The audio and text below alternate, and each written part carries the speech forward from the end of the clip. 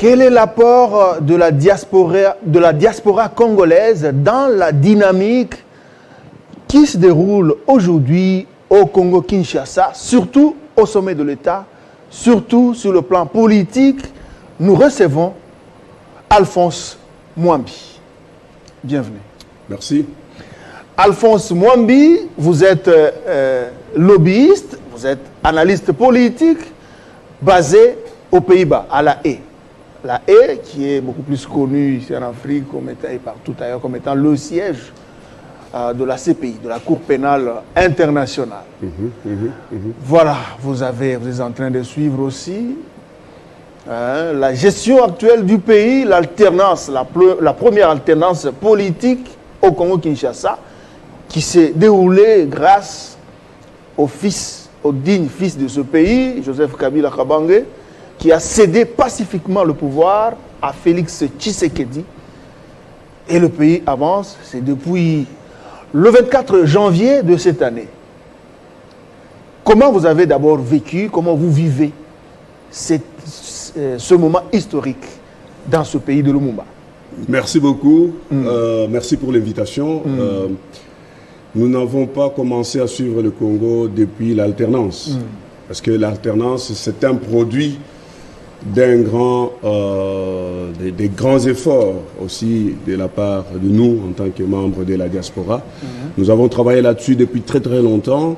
Donc je suis auteur, je suis écrivain, je ne suis pas seulement un lobbyiste.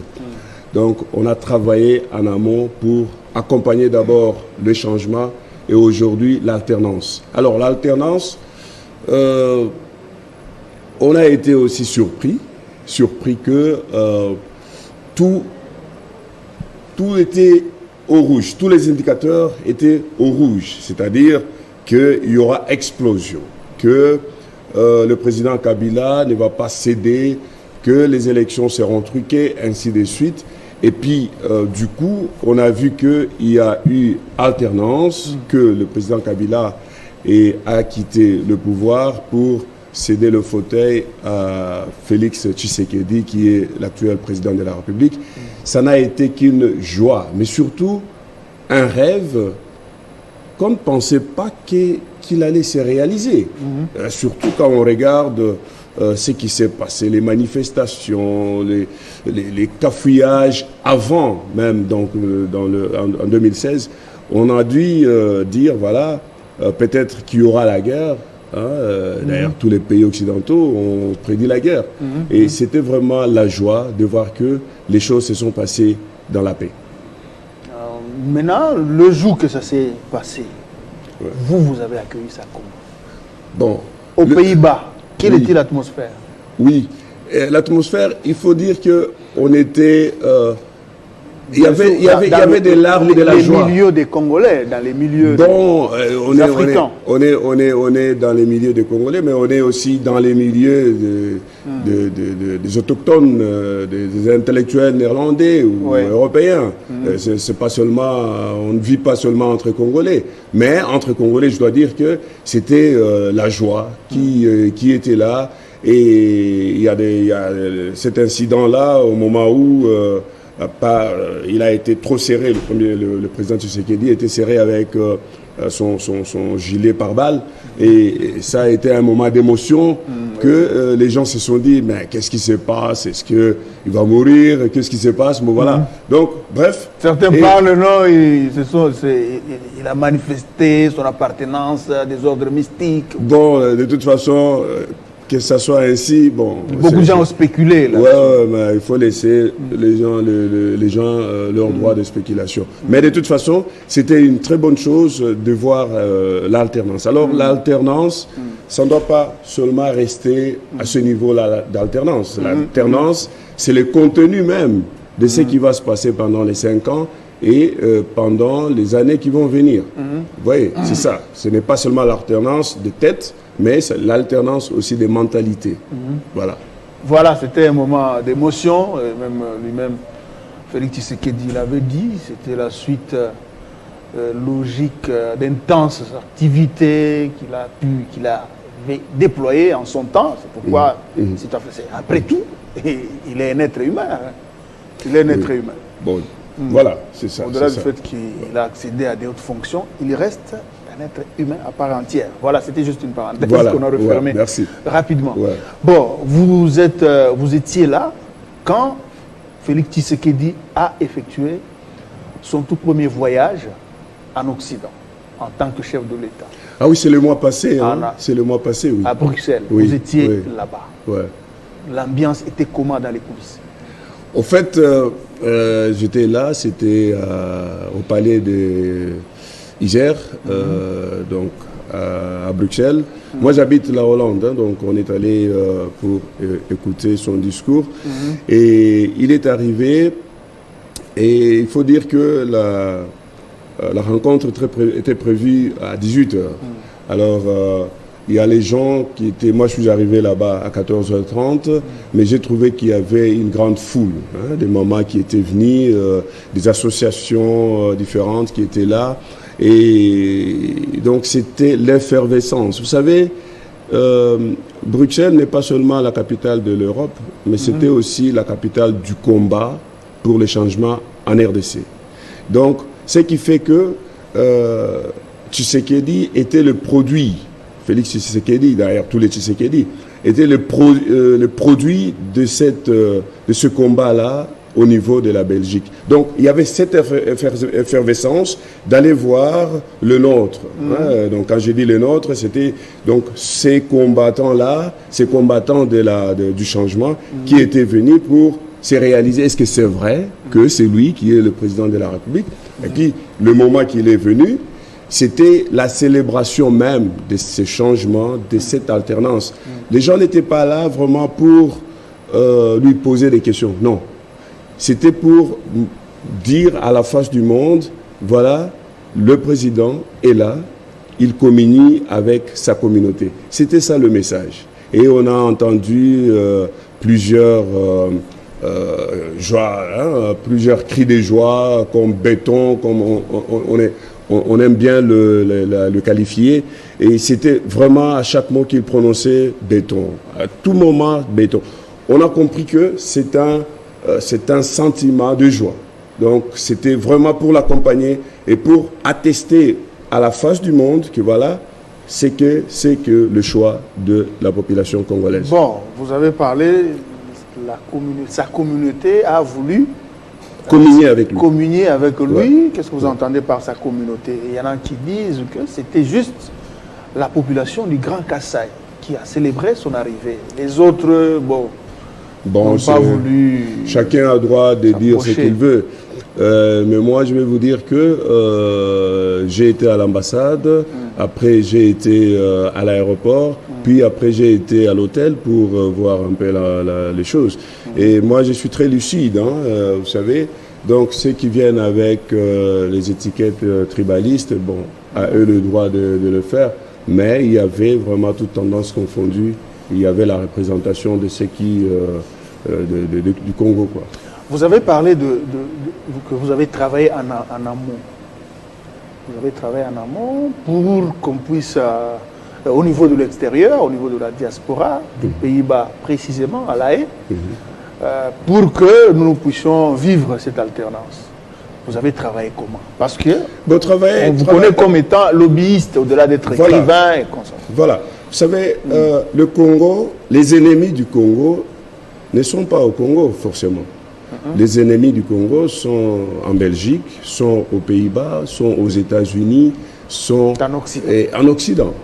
Donc, il faut dire que le Congo regorge beaucoup de matières stratégiques qui font qu'elle est enviée. Donc, quand on a en face un Congo qui est organisé, qui est discipliné, où il y a les dirigeants compétents, on n'est pas content. Donc, on a intérêt à ce que ce Congo soit à tout moment instable. Alors, c'est auprès de ces gens-là. Qui a intérêt? C'est auprès des Occidentaux, hein, qui ont intérêt à ce que le Congo soit instable, que nous devons plaider. Nous devons aller faire du lobbying pour dire nous sommes à l'âge où on ne doit pas continuer à créer de l'instabilité dans ce pays-là. Nous allons, s'il y a la stabilité, vous allez gagner, le Congo va aussi gagner. Et vous allez aussi éviter d'avoir les migrants en masse qui quittent toute l'Afrique pour venir ici, parce que en ce moment-là, on aura le Congo qui est fort, on aura le Congo économiquement fort, qui va attirer des gens de tous les côtés de l'Afrique pour venir, et aussi les gens de l'Europe ou de l'Occident, pour venir investir et aussi travailler. Voilà. Donc, dans ce sens-là, on a parlé, j'ai écrit, je parle avec des ministres, j'ai fait des visites, j'ai fait des tours de lobbying pour parler de ça.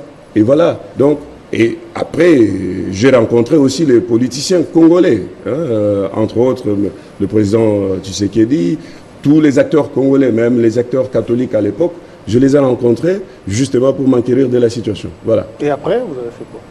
Mais après, il faut travailler dans les coulisses, il faut continuer à parler, il faut continuer à prendre un café avec des ministres des Affaires étrangères de l'Europe. Pour les conscientiser. Mais non, on peut pas dire dans 2 minutes ce qu'on doit... C'est un travail vous pouvez... Bon, les téléspectateurs ont besoin de comprendre... Je viens de vous expliquer, la stabilité du Congo va profiter à tout le monde. À tout le monde, c'est-à-dire et aux Congolais et aux Occidentaux. Donc ça ne sert à rien de créer des guerres en coulisses. Voilà, c'est ça. Ok, vous avez vécu cette alternance et aujourd'hui, Félix Tshisekedi a totalisé presque 10 mois aux affaires.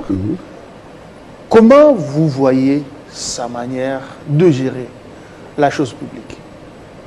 Bon, il a une façon humble d'exposer son honnêteté politique. C'est-à-dire que quand il parle, il ne s'épargne pas.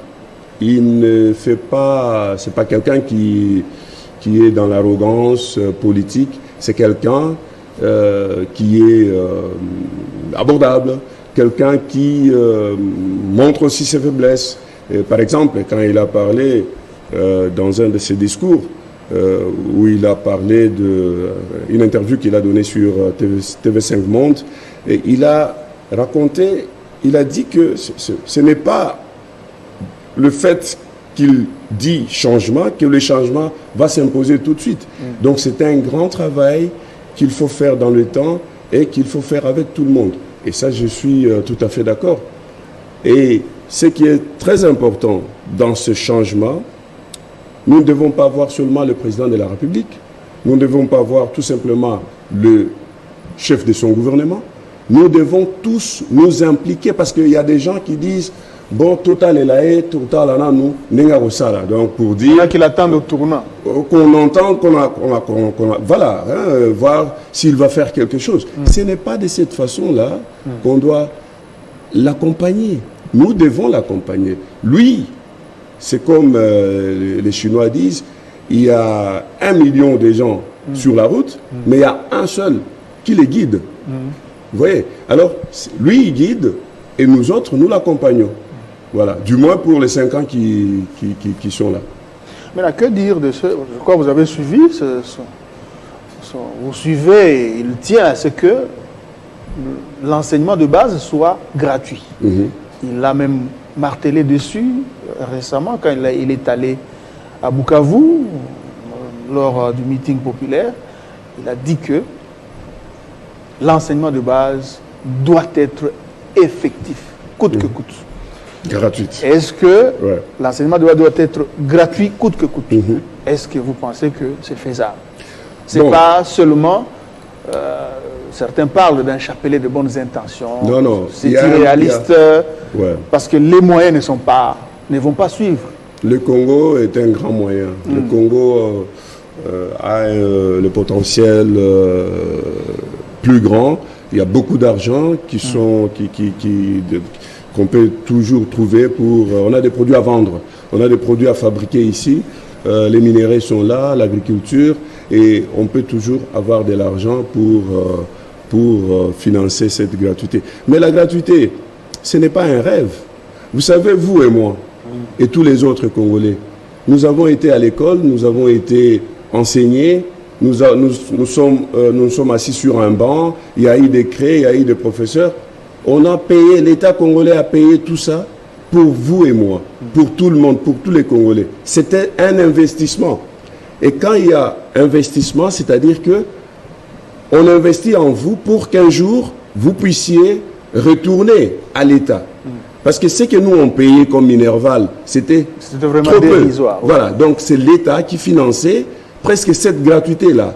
Donc c'était pour que vous et moi, et tous les Congolais, puissent après travailler, payer de l'impôt à ce que on assure la continuité de cet enseignement. C'est à vous et nous, et tous, de le faire. Donc ce n'est pas quelque chose qu'il faut lui laisser faire, non, nous devons nous-mêmes, surtout nous de la diaspora. C'est très important parce que nous, moi personnellement, moi j'ai quitté ici, j'avais presque 20 ans, je suis allé en Europe, j'en ai 50 aujourd'hui, et je n'ai jamais travaillé dans ce pays, je n'ai jamais payé l'impôt dans ce pays. Tout ce que j'ai fait, c'est travailler aux Pays-Bas, payer l'impôt aux Pays-Bas. Et moi, je dois payer pour assurer cette gratuité. Avec moi, tous les membres de la diaspora qui ont travaillé là-bas, qui ont gagné de l'argent, parce qu'ils ont profité de l'infrastructure. Qu'ils fassent une cotisation? Non, mais il faut ouvrir un fonds. Il faut lancer un fonds qu'on peut appeler gratuité de l'enseignement.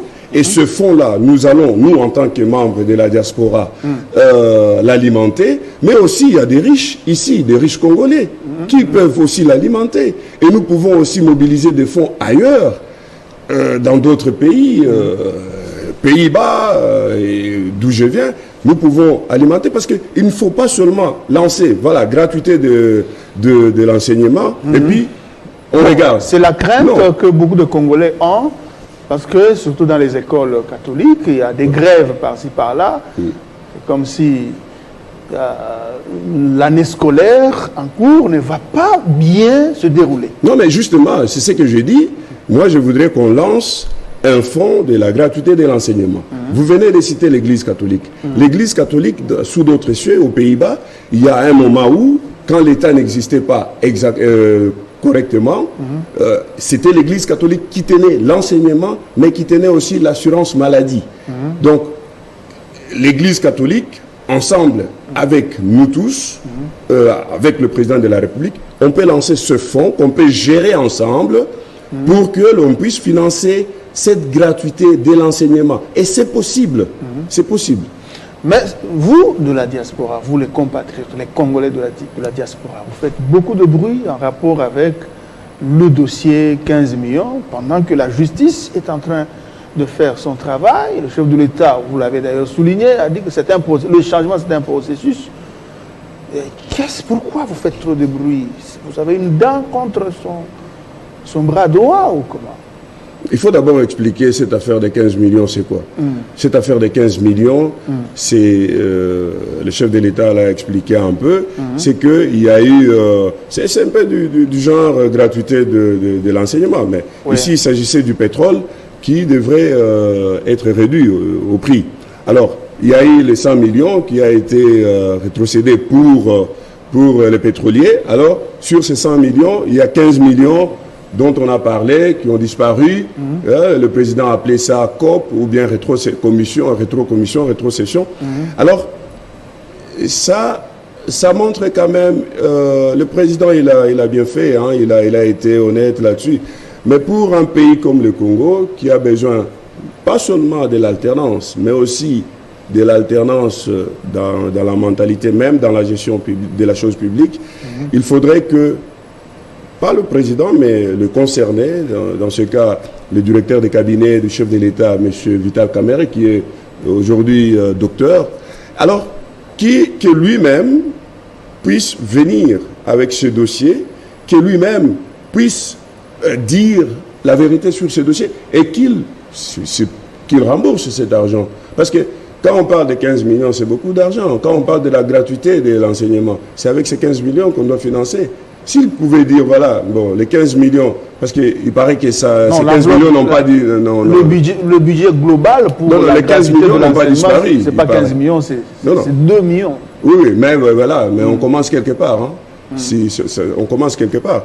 Donc, Je pense qu'on a besoin d'installer le feu, l'espèce de feu rouge dans ce pays. Vous voyez, quand vous êtes dans la circulation, vous avez le feu. Quand il est rouge, vous vous arrêtez. Quand il est vert, vous passez.